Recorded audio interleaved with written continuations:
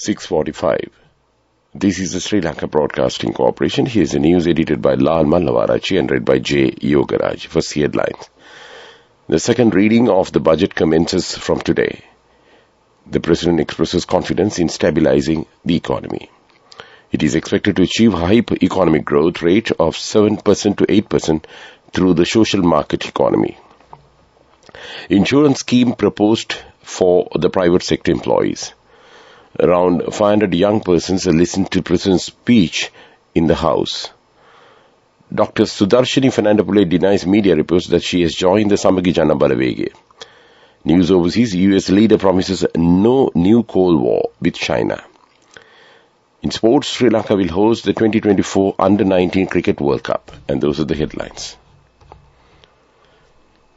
The second reading of the budget commences from today. The debate will continue until 22nd of this month. The Parliament will meet till then, except Sundays and Poya days.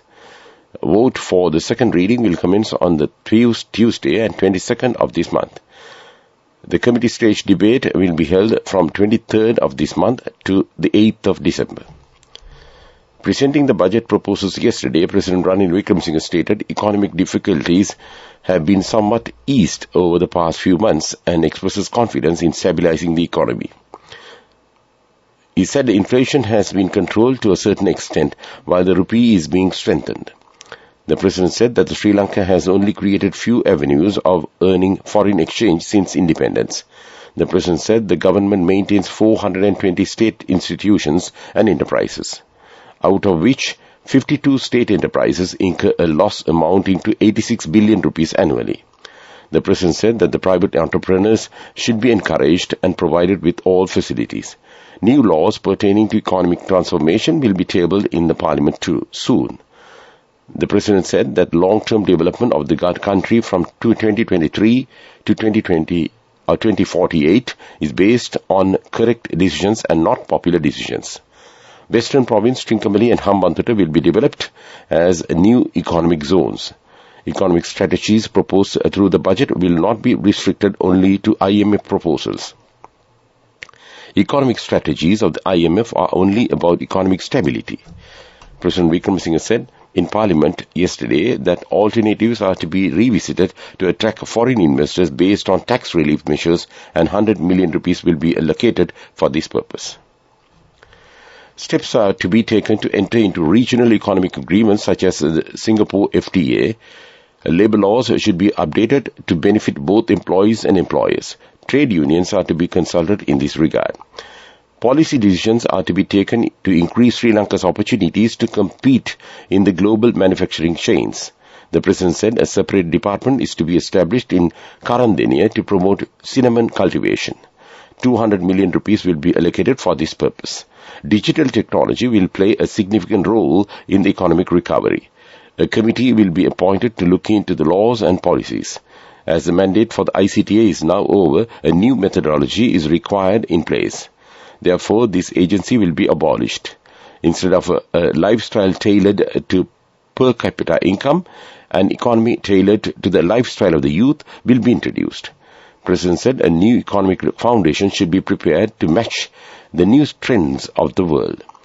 60 million rupees have been allocated to initiate postgraduate medical degrees in Peradeniya, Ruhuna and Jaffna universities.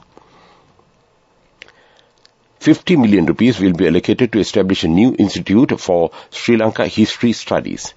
Presidential committee is to be set up to explore the state sector reforms. A presidential commission is to be set up to appoint a state revenue authority. A health insurance scheme is to be implemented for private sector employees similar to the one enjoyed by the state employees. And funds will be raised from EPF and ETF Act to be amended to facilitate this. Passport and visa fees are to be increased. Special attention will be paid on a new economic program on environment-friendly green and blue economy and a digital economy. The President said a special program will be implemented to identify high net worth individuals and promote tax contributions. A gem trade center is to be established. It is expected to achieve a high economic growth rate of 7% to 8% through the social market economy based on reforms and modernization. Funds allocated to promote entrepreneurship of elders and disabled. Funds are also allocated to look into the nutrition needs of the children. An expert committee is to be set up to look into the possibility of cultivating cannabis as an export crop. The president said an annual addition of $3 billion is expected from new exports from 2023 to 2032. He said 500 million rupees allocated for climate change research and studies and to establish an international university. A paid ward system in the state hospitals to be reintroduced. Polonnaruwa and Badulla hospitals are to be designated as teaching hospitals. 50 million rupees allocated for foreign job training targeting the youth. The president presenting the budget proposals in Parliament yesterday said a task force to review budget proposals will be established. This news comes to you from Sri Lanka Broadcasting Corporation. State Minister Ranjit Siyambalapitiya says the budget presented by the President for the next year was the most difficult budget in the history of the country. He said the budget revealed an additional expenditure of 29% more than the last year, which has to be borne next year. He further said the expenditure for next year has to be found this year amid many challenges. Meanwhile, around 500 youth persons, including school children, visited the Parliament complex yesterday to listen to the budget speech. Sergeant-at-Arms Narendra Fernando said that this is the first time in the history of the Parliament that a young community, including school children, visited Parliament to listen to a budget speech.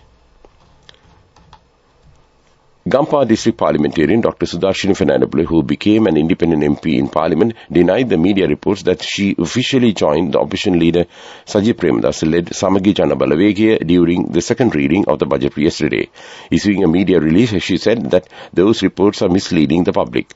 She said that since her resignation as a state minister in April this year, she has acted as an independent MP in accordance with her conscience. The results of the 2021 GCE Ordinary Level Examination will be released by the end of this month. Examinations Department Commissioner General LMD Dharmasena said the preparations relating to release of the examination results have been completed up to 80%. And that's local news. The main news story is brought to you by Siddhalepa Veda Mahatmya. Minister of Power and Energy Kanchana Wijesekara says the government is gaining profits from all petroleum products with the recent price revision. The minister revealed the cost breakdown of fuel imports after the recent price revision of fuel today. Accordingly, there is a profit of 22.71 or 22 rupees and 71 cents from a litre of octane 92 petrol, while a gain of 126 rupees and 49 cents from selling a litre of octane 95 petrol. And that came to you in top news. The main news story was brought to you by Siddhalepa Veda Mahatmya. Watch Life is brought to you by Tertiary and Vocational Education Commission. The Power and Energy Ministry says that fuel prices will not be revised today. Fuel prices are usually revised twice a month, on the 1st and the 15th day of every month, in line with the fuel price fluctuations in the world market. Since the price of fuel was revised a few days ago, the ministry said there will be no price revision today. And that came to you in Watchlight.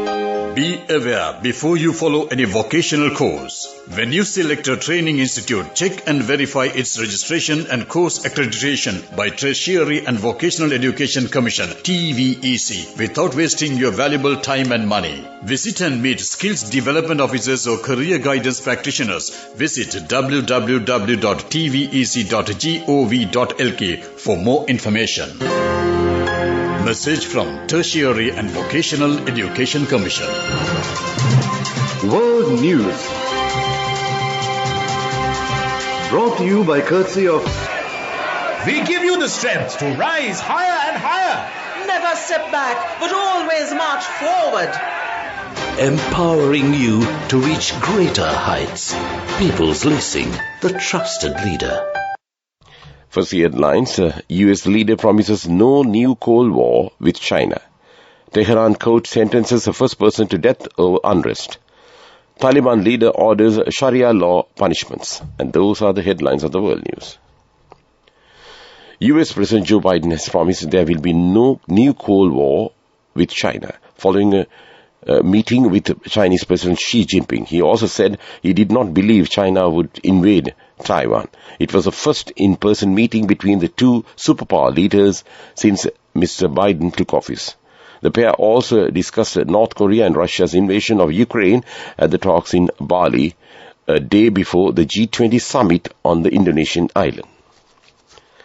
A court in Iran has issued the first death sentence to a person arrested for taking part in the protests that have engulfed the country, state media say.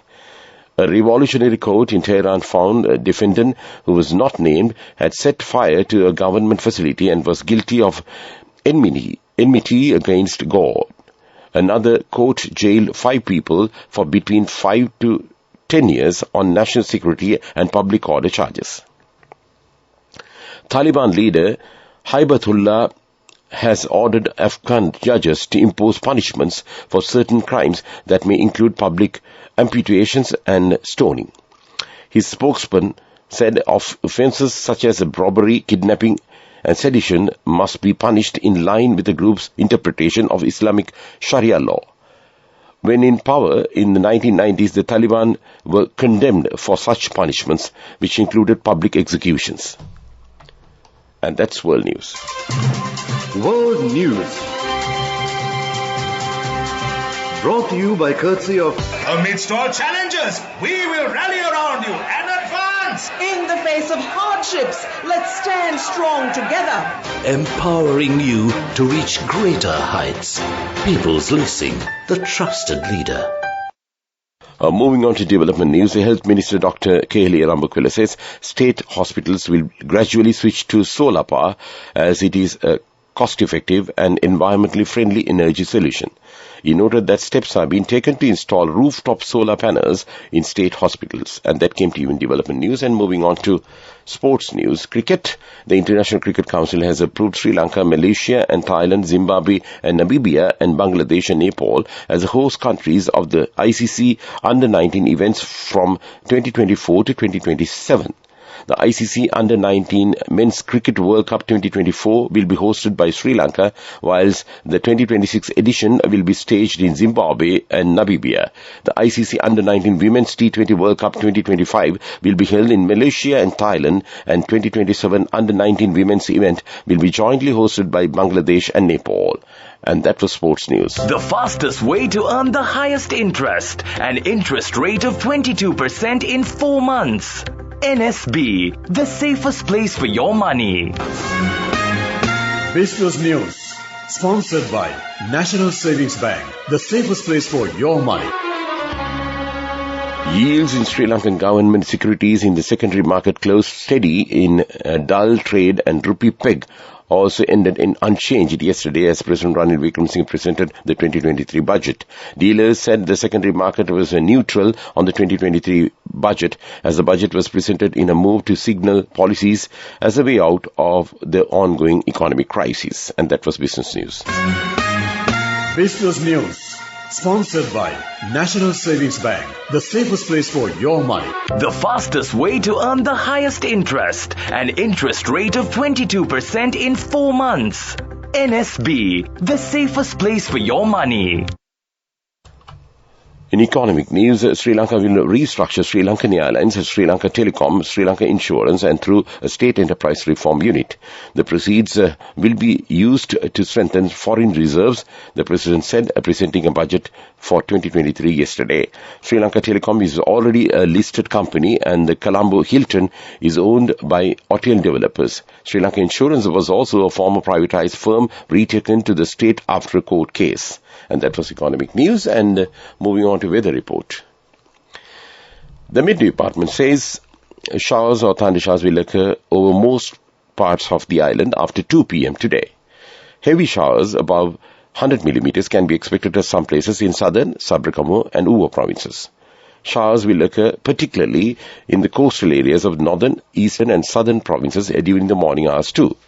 Misty condition can be expected in western, Sabarakamu, Uva and central provinces. And that was the weather report. To wind up this news broadcast, let's look at the main points once again. The second reading of the budget commences from today. the President expresses confidence in stabilizing the economy. It is expected to achieve a high economic growth rate of 7% to 8% through the social market economy. Insurance scheme proposed for private sector employees. Around 500 young persons listened to President's budget speech in the House. Dr. Sudarshini Fernandapulle denies media reports that she has joined the Samagi Jana Balaveke. And with that, we conclude this morning news podcast of Sri Lanka Broadcasting Corporation.